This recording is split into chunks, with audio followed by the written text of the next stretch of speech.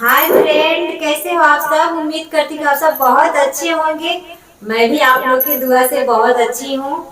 तो फ्रेंड, अगर आप मेरे चैनल पे नए जुड़े हैं तो मेरे चैनल को लाइक, सब्सक्राइब, शेयर, कमेंट सब कीजिए। और तब तक मैं आपको गाना सुनाती हूँ। हर घड़ी हरियर लगेलू, आ सोना साड़िया में पारी लगेलू। हो हर घड़ी हरियर लगेलू, आ सोना साड़िया में पारी लगेलू।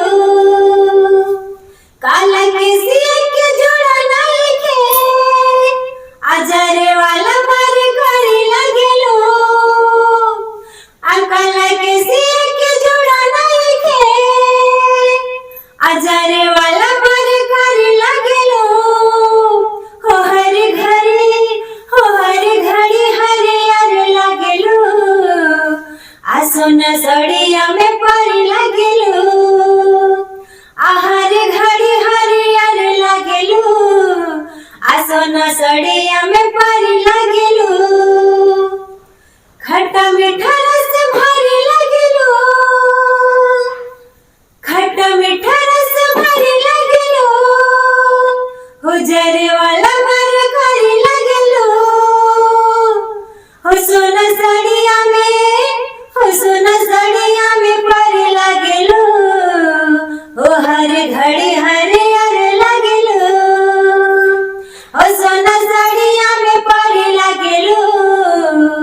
हो हर घड़ी हरियर लगेलू। कोने कजरवा जियरवा बेकाबू, लागे भरल बा नजरिया में जादू। हो कोने कजरवा जियरवा बेकाबू, लागे भरल बा नजरिया में जादू। हवा में उड़नी उड़ावत चलेलू, सीने में दिल धड़कावत चलेलू।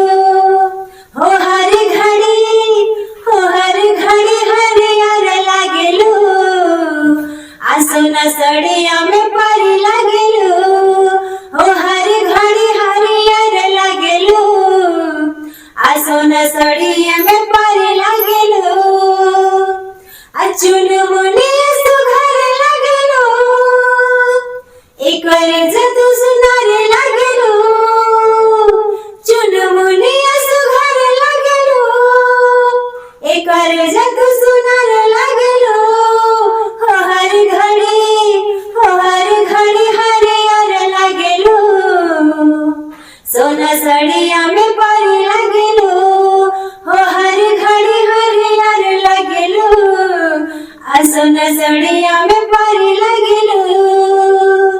काला के सिया के जोड़ा नहीं के, जरे वाला मारे करी लगेलू।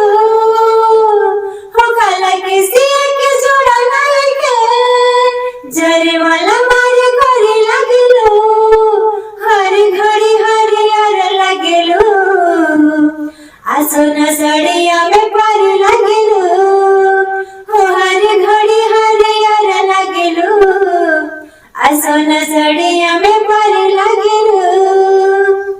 खट्टा मीठा रस भरी लगेलू, हो खट्टा मीठा रस भरी लगेलू। हो सोना साड़िया में, हो सोना साड़िया में पारी लगेलू।